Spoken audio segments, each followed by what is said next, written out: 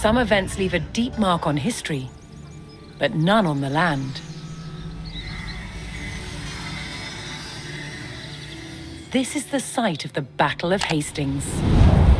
After almost 1,000 years, no traces of the bloody conflict can be seen.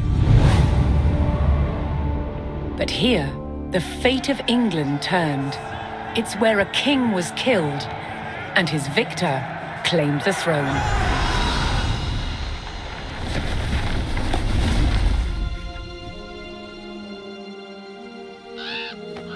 October 14th, 1066.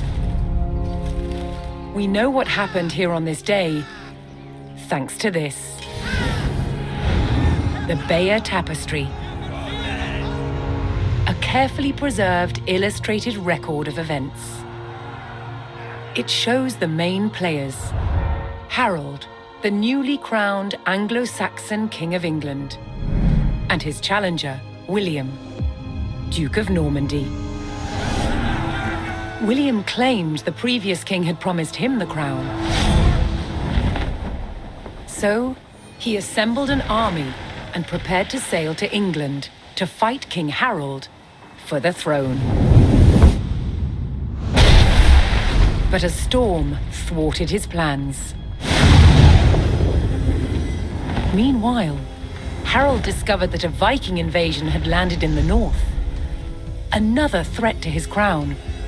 So he raced to fight them.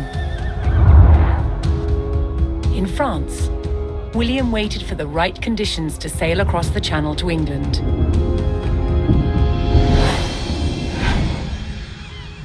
The weather cleared.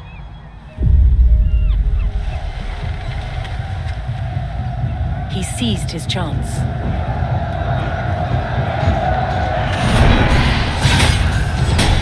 "250 miles north, Harold had defeated the Vikings. Now, hearing of William's arrival, his army sped south. At 9 o'clock in the morning, on this hill, William's Norman army were ready to do battle with Harold's Anglo-Saxon men. The stage was set, and up for grabs, England itself.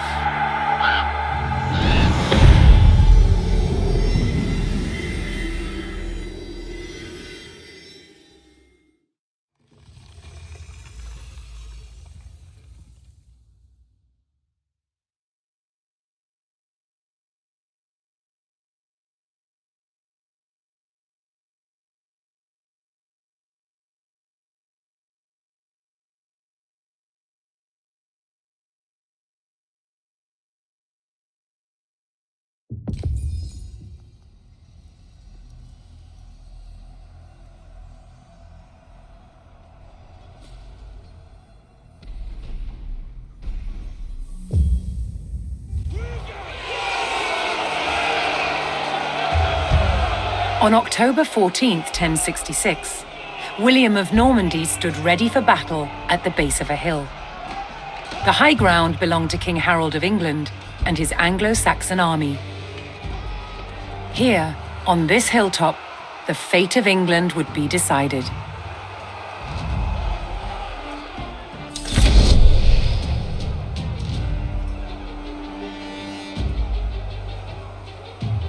Chacune haine sa place.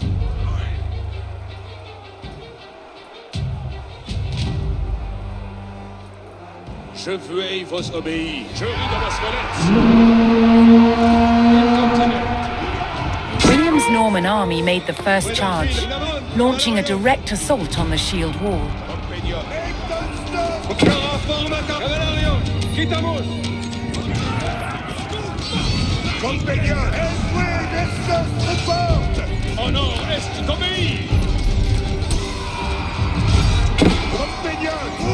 Though William's army fought fiercely against the shield wall, it would not yield.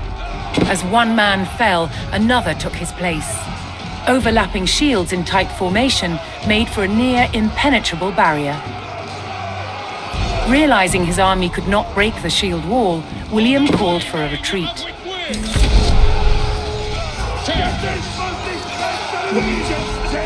aimed to lure the Anglo-Saxons into a false sense of victory, causing them to break formation.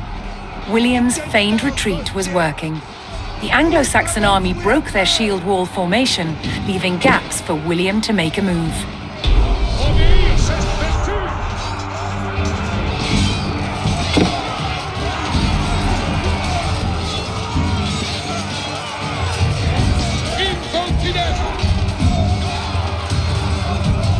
With Harold's men no longer in shield wall formation, William could pick them off as they charged.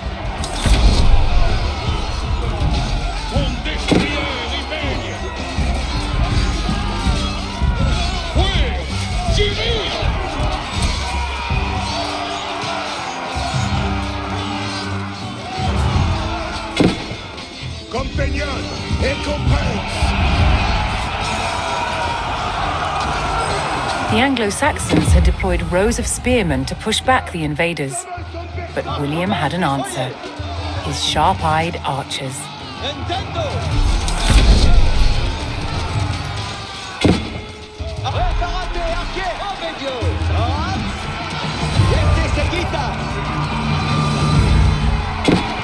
More Norman men-at-arms reinforced William's army.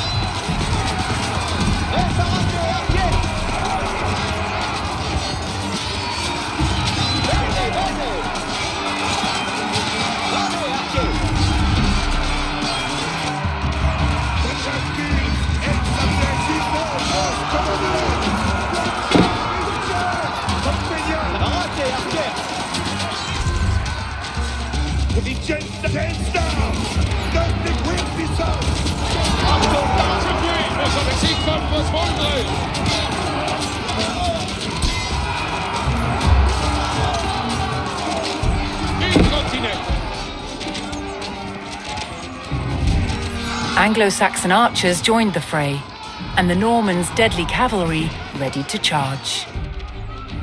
But first, William's forces had to eliminate the enemy spearmen, whose sturdy polearms could easily bring down a horse.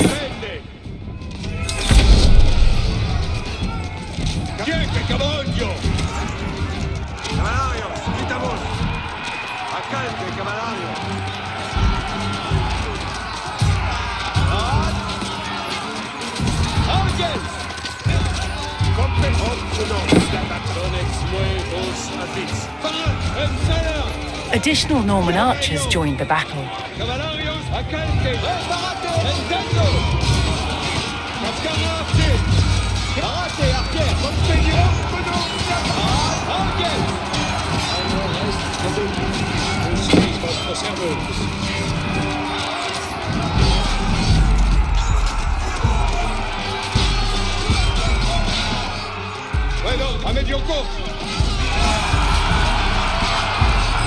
With the threat of spearmen cleared from the field, William's cavalry was free to charge at the Anglo-Saxon archers.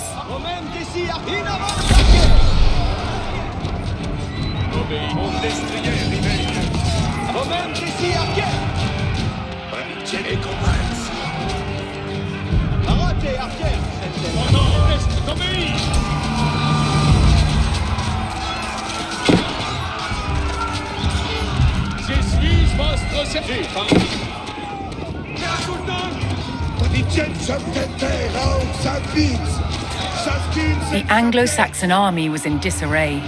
Their shield wall had been neutralized and their numbers were dwindling. Now the only thing standing between William and victory was King Harold himself.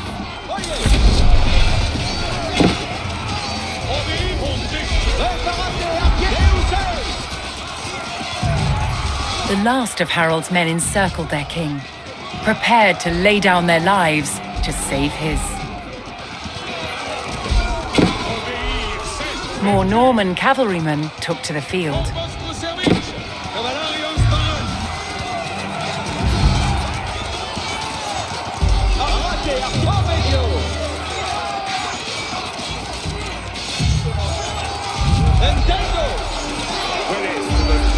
Momentis Vigio!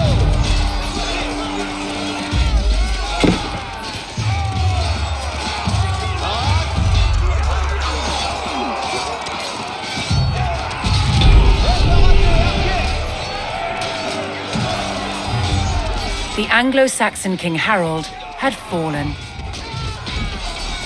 In the confusion, some loyal soldiers fought to the death, while others scattered in panic. Arrêtez, archers!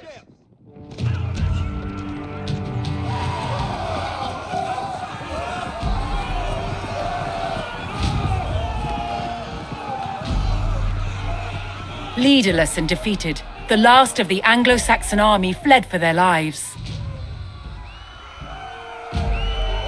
The Normans celebrated victory over the English king, but William's quest to rule England was just beginning.